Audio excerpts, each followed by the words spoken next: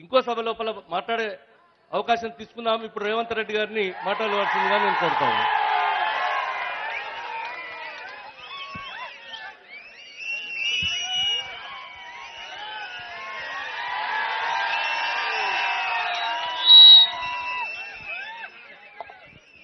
సభాధ్యక్షులు పెద్దలు ఉమ్మడి కరీంనగర్ జిల్లా అధ్యక్షులు మృత్యుంజయం పంతులు గారు, కార్యక్రమానికి ముఖ్య అతిథులుగా విచ్చేసిన పిసిసి అధ్యక్షులు ఉత్తమ్ కుమార్ రెడ్డి గారు, శాసన మండలి సభాపక్ష నాయకులు పెద్దలు షబ్బీర్ అలీ గారు, వేదిక మీద ఉన్న అధిరథ మహారథులందరూ, కొన్ని గంటల నుంచి నిరీక్షిస్తున్న కాంగ్రెస్ పార్టీ కార్యకర్తలందరికీ కూడా హృదయపూర్వకంగా నమస్కారాలు తెలియజేస్తున్నా.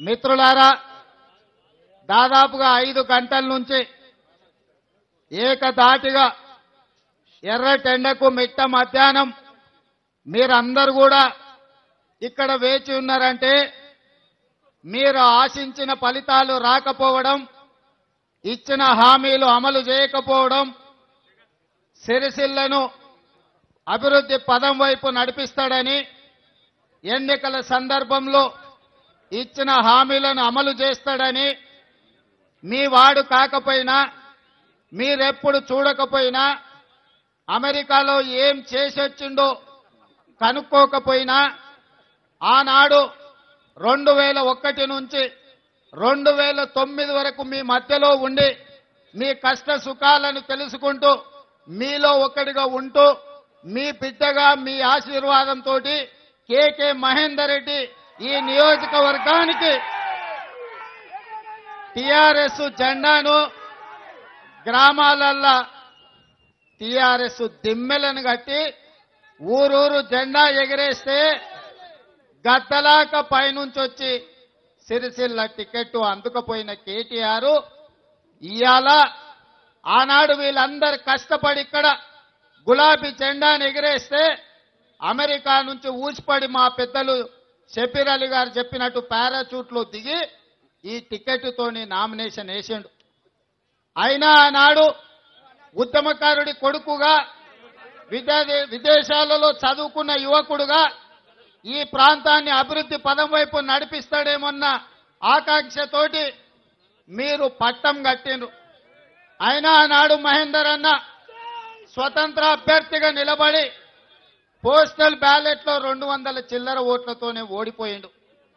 కానీ ఆ తర్వాత ఉవ్వెత్తున లేచిన తెలంగాణ ఉద్యమంలో మనకు తెలంగాణ రావాలి, తెలంగాణలో కేసీఆర్ పుత్రుడు ఓడిపోతే తెలంగాణ ఉద్యమం లేదంటారేమో అని గాలికి తిరిగే కేటీఆర్ను 2009 ఎన్నికలల్లా, తర్వాత జరిగిన ఉప ఎన్నికలల్లా, 2014 ఎన్నికలల్లా 3 సార్లు మీరు గెలిపించడం జరిగింది.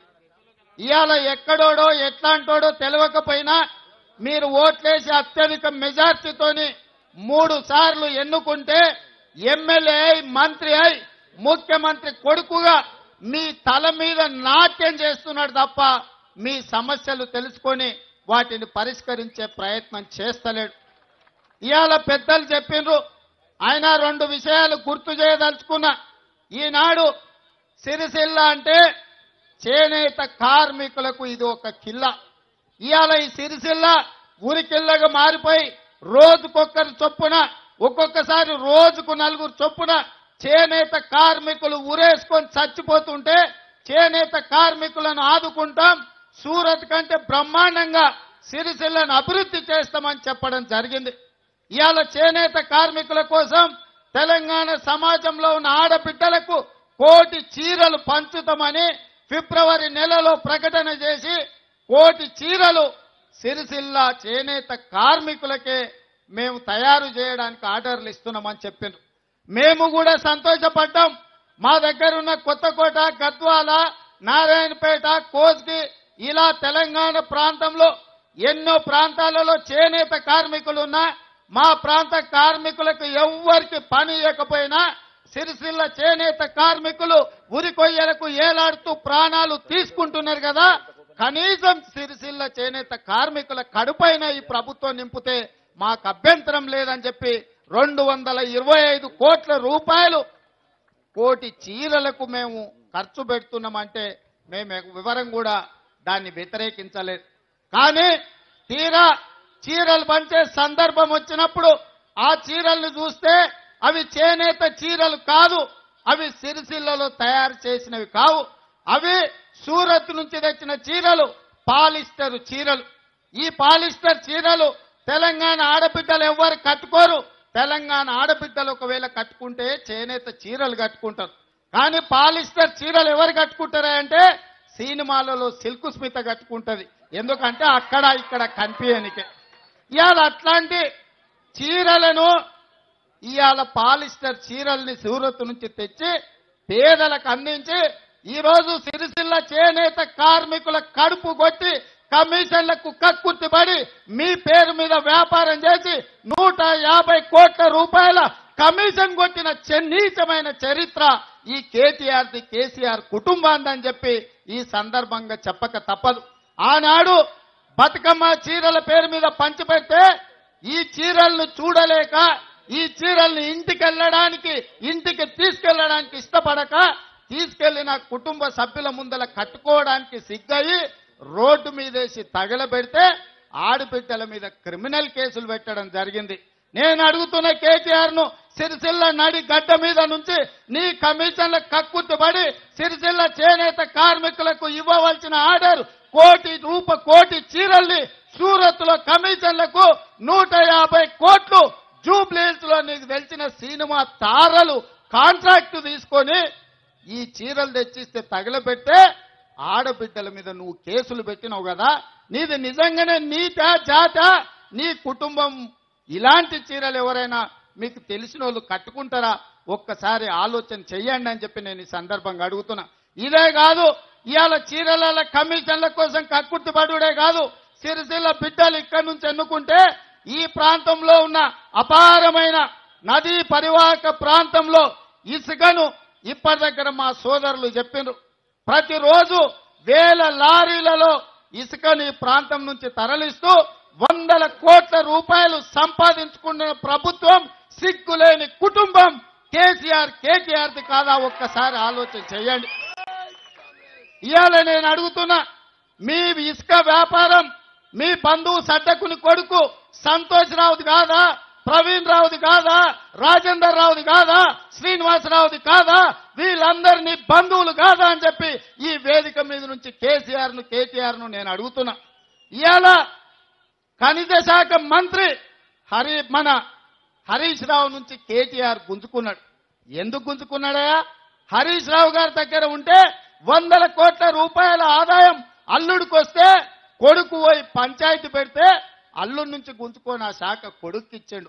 కొడుక్కిచ్చిన తర్వాత ఆ శాఖ కొడుక్కిస్తే కమిషన్లని కొడుకే తింటే మరి నా కొడుకేం కావాలని రవీందర్ రావు సడ్డకుడు, ఈ పక్కనే ఉంటది ఆయన ఊరు, ఆ రవీందర్ రావు కుదురుపాక మిత్రుడు చెప్తున్నాడు, కుదురుపాక కేసీఆర్ సడ్డకుడు నా కొడుకేంది, మరి నా కొడుకు కథ ఏందంటే ఉన్న వాగులలో మొత్తం కరీంనగర్ జిల్లా కాడికి నీ కొడుకే కొల్లగొట్టమని చెప్పిండు.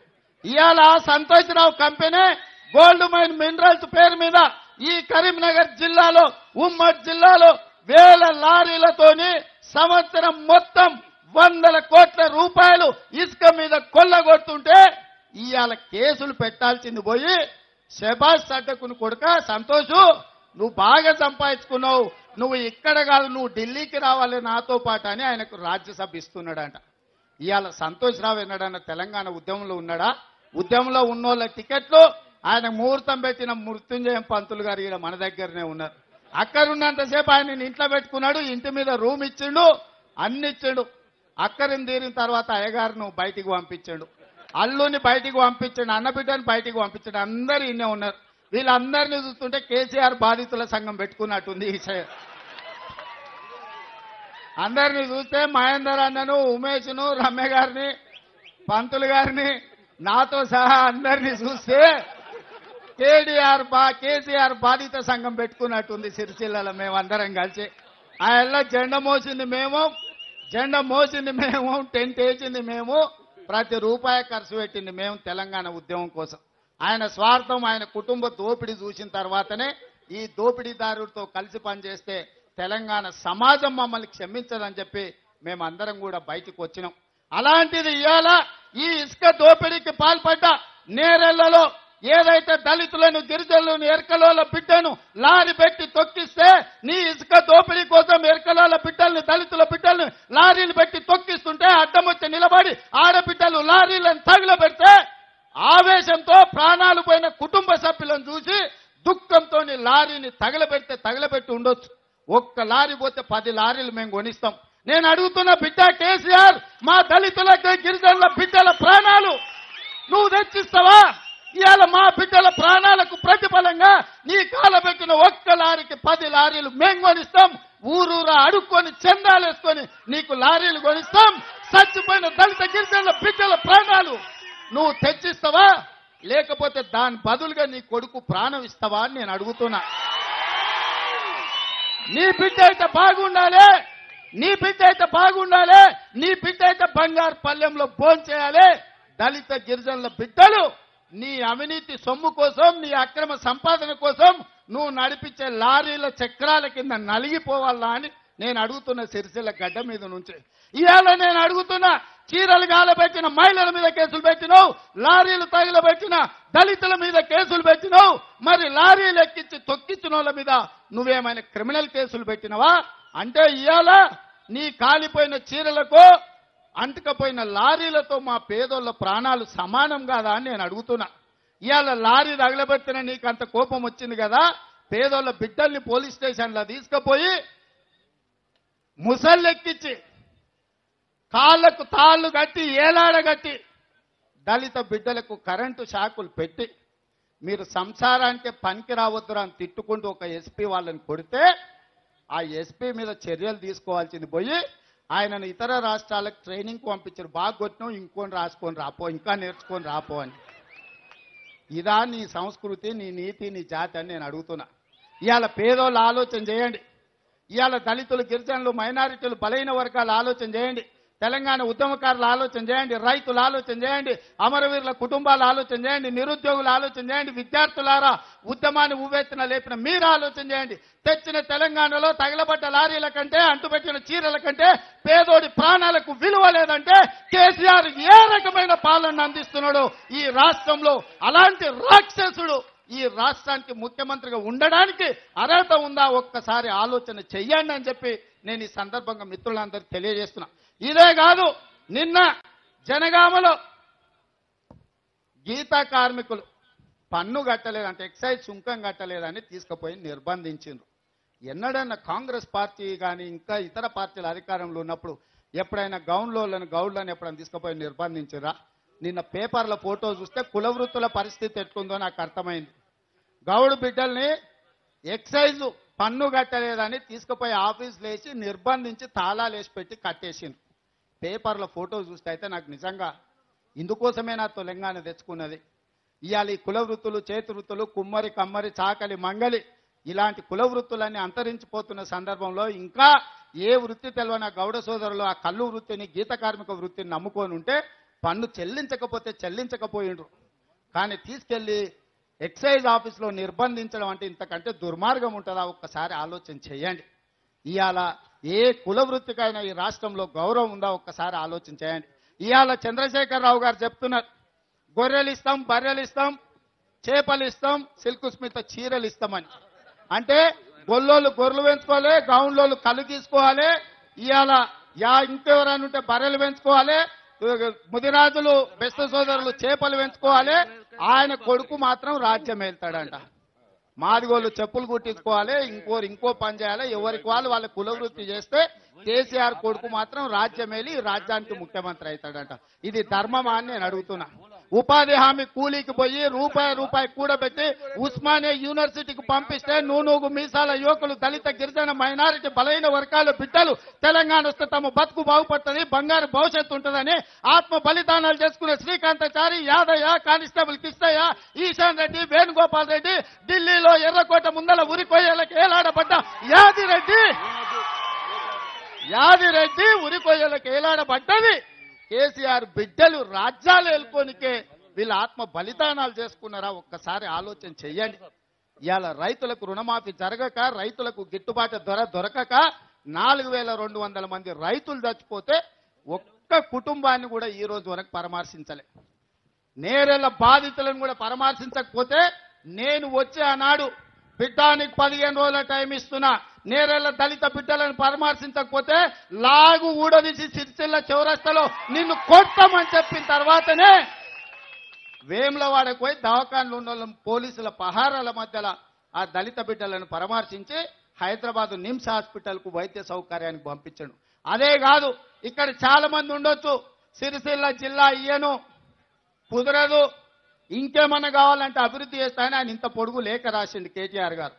ఎట్లయ్యావు బిడ్డ అని నేను వచ్చిన ఈ శివరస్తల 10,000 మంది గంటల జమ అయితే నువ్వు సిరిసిల్లని జిల్లా చేయకపోతే దిమ్మెలు గూలాలే, గద్దెలు దిగాలి అని పిలిపిస్తే అయ్యా కొడుకు ఇద్దరు దిమ్మ తిరిగి ఈ సిరిసిల్లను రాజన్న సిరిసిల్ల జిల్లాగా ప్రకటించారు.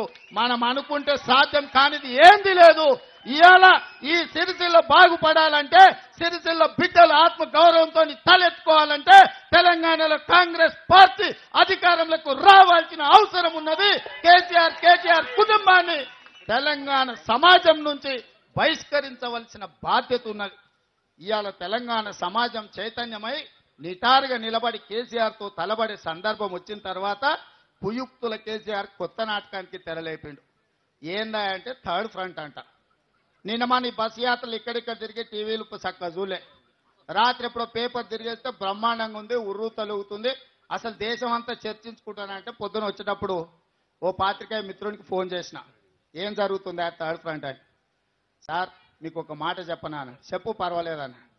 2 పెగ్గులు వేస్తే ఫ్రంట్ ఏదో బ్యాక్ ఏదో తెలియని కేసీఆర్కు ఫ్రంట్ అవసరమా అన్నాడు. 2 పెగ్గులు వేస్తే ఫ్రంట్ ఏదో బ్యాక్ ఏదో తెలియని కేసీఆర్కు థర్డ్ ఫ్రంట్ అవసరమా అని చెప్పాడు ఆ పాత్రికేయ మిత్రుడు. మీరు చెప్పురు ఇప్పుడు కేసీఆర్కి అవసరమా? ఉందా? అంతా ఉందా? ఇవాళ 14 ఏళ్ళు నీళ్లు నిధులు నియామకాలు ఉద్యమాలు అన్నాడు, అయిపోయింది. అధికారంలోకి వచ్చినప్పుడు ఏమన్నాడు? వచ్చే ముందల పేదోళ్లకు డబుల్ బెడ్రూమ్ ఇండ్లు అన్నాడు, దళితుల గిరిజనులకు 3 ఎకరాల భూమి అన్నాడు, కేజీ టు పీజీ ఉచిత నిర్బంధ విద్య అన్నాడు, ఇంటికో ఉద్యోగం అన్నాడు, 12% గిరిజనులకు రిజర్వేషన్ అన్నాడు, 12% మైనార్టీలకు రిజర్వేషన్ అన్నాడు, ₹1,00,000 రైతులకు రుణమాఫీ అన్నాడు. ఇలా చెప్పుకుంటూ పోతే కనిపించినోనికి కనిపించనోనికి అందరికీ ఆఖరికి వండి పెట్టి నమిలి పెట్టి నోట్లో పెడతానంటే అన్ని దిక్కుమాలిన హామీలు ఇచ్చాడు. ఇవాళ పేదలు డబుల్ బెడ్రూమ్ ఇండ్లు, కనీసం ఇందిరమ్మ ఇండ్లు ఉన్నప్పుడన్నా అంతో ఇంతో కట్టుకున్నాం కానీ ఈ డబుల్ బెడ్రూమ్ ఇండ్లు లేవు, డబ్బా ఇండ్లు లేవు, దళితులు 3 ఎకరాల ముందు లేవు. ఈ దివానగాడు ముఖ్యమంత్రి అయినాక మా బతుకులు బాగలేవని చొక్కా పట్టుకొని నిలదీసి అడిగే సందర్భంలో కొత్త నాటకానికి తెరలేపిండు. ఈ కొత్త నాటకమే థర్డ్ ఫ్రంట్. ఈయన కథ ఎట్లుంది ఒక్కసారి ఆలోచన చేయండి. సమైక్య రాష్ట్రంలో ఉన్నప్పుడు చెప్పిండు, ఆంధ్రోళ్ళ పెత్తనం ఎందుకు మన మీద, 4 కోట్ల ప్రజల మీద ఆంధ్రోళ్ళ పెత్తనం ఎందుకని తెలంగాణకు ముఖ్యమంత్రి అయింది. తెలంగాణకు ముఖ్యమంత్రి అయిన తర్వాత ఇప్పుడు అంటున్నాడు, అసలు రాష్ట్రాల మీద కేంద్రం పెత్తనమైంది, వీళ్ళ సంగతి ఏందో చూద్దాం, నన్ను ప్రధానమంత్రిని చేయండి, ఇక మొత్తం దేశాన్ని చక్కదిద్దుతాను. ఒకవేళ ఏదన్నా జరిగిందనుకో మళ్ళేమంటాడు తెలుసా, అసలు మనుషుల మీద దేవుడు పెత్తనమేంద్రపై నన్ను దేవుని చేయండి, మీకు అన్ని వేస్తా అంటాడు. ఇక వీటన్నిటికంటే చక్కగా కేసీఆర్ను దేవుని దగ్గరికి పంపించింది మేలని నాకు అనిపిస్తుంది. అవునా? ఇప్పుడు ఇన్ని రోజులు ఏం చెప్పిండు, తెలంగాణ రాష్ట్రం వస్తే మన బతుకులు బాగుపడతాయన్నారు. ఆయన మాటలు నమ్మి 100 మంది విద్యార్థులు ఆత్మ బలిదానాలు చేసుకున్నారు. లక్షల మంది తెలంగాణ కుల వృత్తులోళ్ళు, చేతి వృత్తులోళ్ళు రోడ్ల మీదకి వచ్చి ధర్నాలు చేశారు. వీళ్ళందరి కడుపు కోత చూసి సోనియమ్మ, మా ప్రభాకర్ అన్న పొన్నమన్నకు దండం పెట్టాలి, పాపంలో ఆయనది కూడా బాగా ఉంది. తెలంగాణ రాకపోతుండే పోయి సుష్మా స్వరాజ్ గారి కాళ్ళు పట్టుకొని బోర్ల బొక్కల పండుకొని సుష్మా స్వరాజ్ గారిని కాళ్ళు పట్టుకొని, అమ్మ మా తల్లి లాంటి దాన్ని తెలంగాణను అడ్డం పెట్టకు, బిల్లు పాస్ కాని అని బార్ల వండుకొని పొర్లూరు దండం పెట్టినట్టు ఆమె సుష్మా స్వరాజ్ కాయల్లో దండం పెట్టిన బిల్లు పాస్ కానికే ఆయన పుణ్యమా అని అద్వానీ గారు లాంటి వాళ్ళని పోయి గదమ పట్టుకొని అడుక్కున్నారు. చాలా మందిని పార్లమెంట్లో అడుక్కోవడమే కాదు, అడ్డం వచ్చిన వాళ్ళని వాళ్ళ సంగతి ఎట్లా చెప్పారో పెప్పర్ స్ప్రే వాళ్ళకి ఏమైందో మీరు చూసారు కదా. ఆయన కంటతడి పెట్టిన పెప్పర్ స్ప్రే కొట్టిన రోజు ఆయన వెనక్కి తగ్గలే. తెలంగాణ బిల్లు ఇప్పుడు పాస్ కాకపోతే ఎప్పటికీ పాస్ కాదు. ఇక తరతరాలుగా మనం గులాంగిరి చేయాల్సి వస్తుంది, ఆంధ్రలో మోచేతుల నీళ్లు తాగాల్సి వస్తుంది.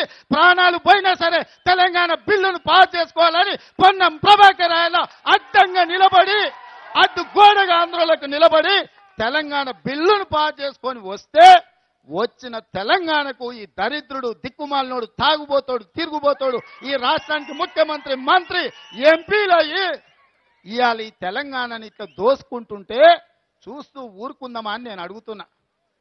100 సంవత్సరాలు నిజాం నవాబ్లకు రజాకర్లకు వ్యతిరేకంగా సాయుధ రైతాంగం పోరాటం చేసిన ఈ తెలంగాణ గడ్డ తెలంగాణ బిడ్డలు ఆడబిడ్డలు నడుం బిగించి కొంగు బిగించి ఒడిసేలలో రాళ్లు పెట్టి ఒడిన రజాకర్లను కొట్టిన చరిత్ర తెలంగాణ గడ్డ చరిత్ర. అట్లాంటి పౌరుషంగాల బిడ్డలు ఇవాళ చంద్రశేఖరరావు చేతిలో బానిసలుగా బతుకుతుంటే చూస్తూ కూర్చోమంటారా అని నేను అడుగుతున్నా. మీరు చెప్పండి, చూస్తూ కూర్చోవాలనా? లేదు కదా, పోరాటం చేయాలి కదా, పోరాటం చేయాల్సిందే కదా. మరి ఈ పోరాటానికి భారతదేశంలో సైనికుడిగా ఉండి పక్క దేశాలు పొరుగు దేశాలు శత్రుత్వంతో ఉండే దేశాలు చైనా పాకిస్తాన్ల మీద పౌరుషంతో పోరాటం చేసిన కెప్టెన్ ఉత్తమ్ కుమార్ రెడ్డి గారి నాయకత్వంలో ఇవాళ కేసీఆర్ కు వ్యతిరేకంగా పోరాటం చేయడానికి కాంగ్రెస్ పార్టీ దండు కట్టింది.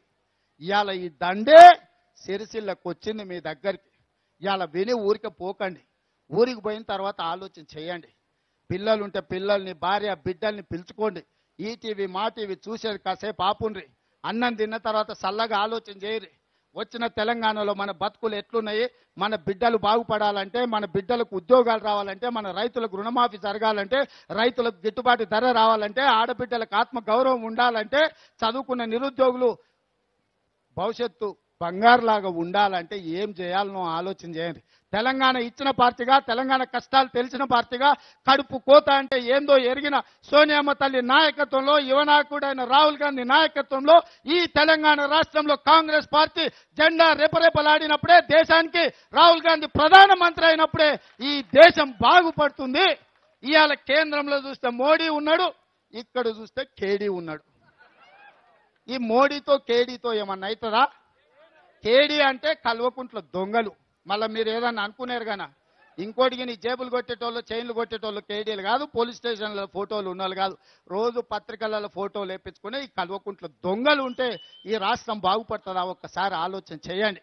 కాబట్టే ఇవాళ చేయుతనిద్దాం, మనందరం కష్టపడతాం, ఉత్తమన్నకు చేదోడుగా నిలబడతాం, ఆయన చేతిని బలోపేతం చేద్దాం. కాంగ్రెస్ పార్టీ ఆధ్వర్యంలో మువ్వన్నెల జెండా కింద పని చేద్దాం. సిరిసిల్ల నుంచి విజయపథం మొదలైతే సిరిసిల్లలో కాంగ్రెస్ జెండా ఎగిరిందంటే ఖచ్చితంగా ప్రగతి భవన్ మీద కాంగ్రెస్ పార్టీ జెండాను, అసెంబ్లీ మీద మన జెండాను రేపరేపలాడిపించే బాధ్యత చైతన్యులైన సిరిసిల్ల ప్రజల మీద ఉన్నది. కాబట్టి సోదరులారా, దండం పెట్టి విజ్ఞప్తి చేస్తున్నా, ఆలోచన చేయండి.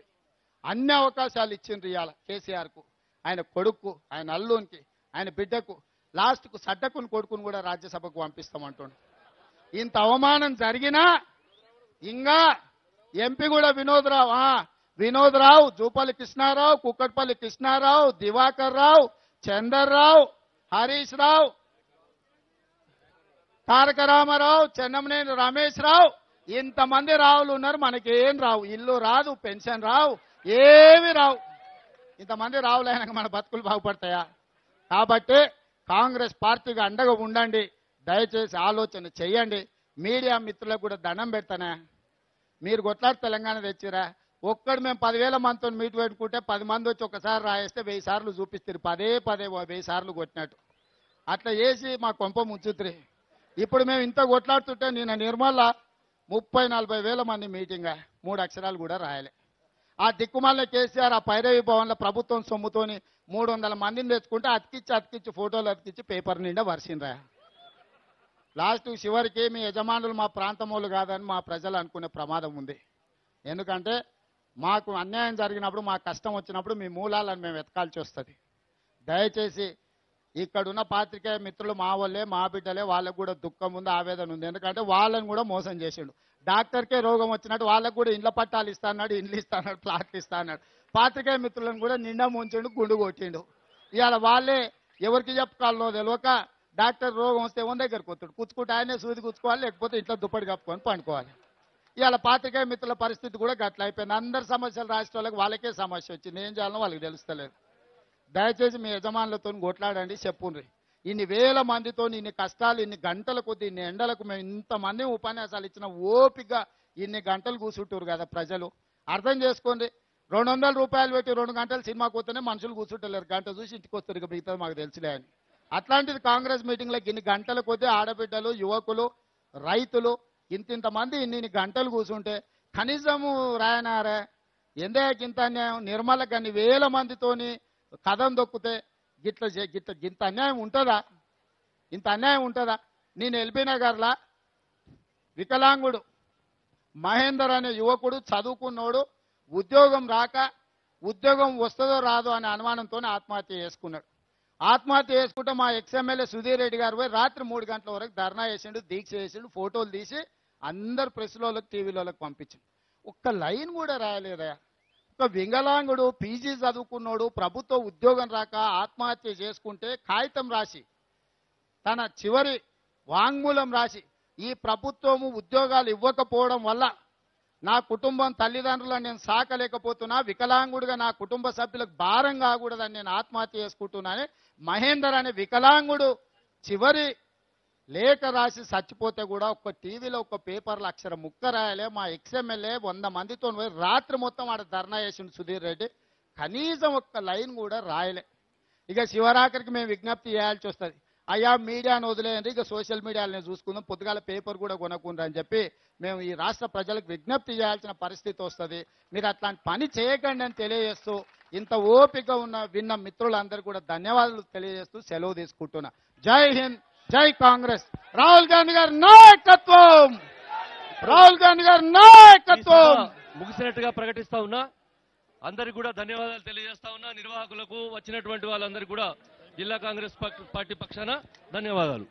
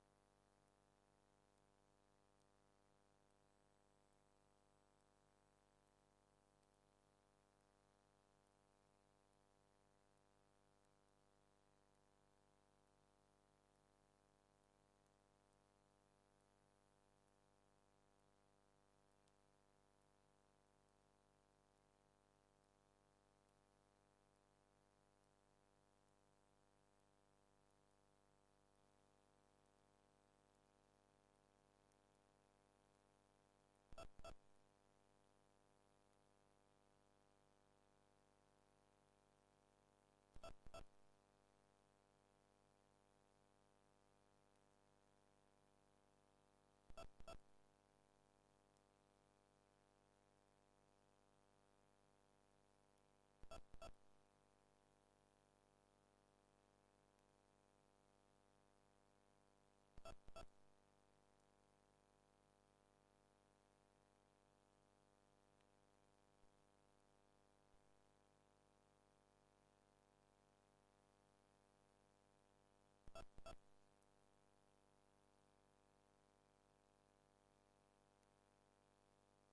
you.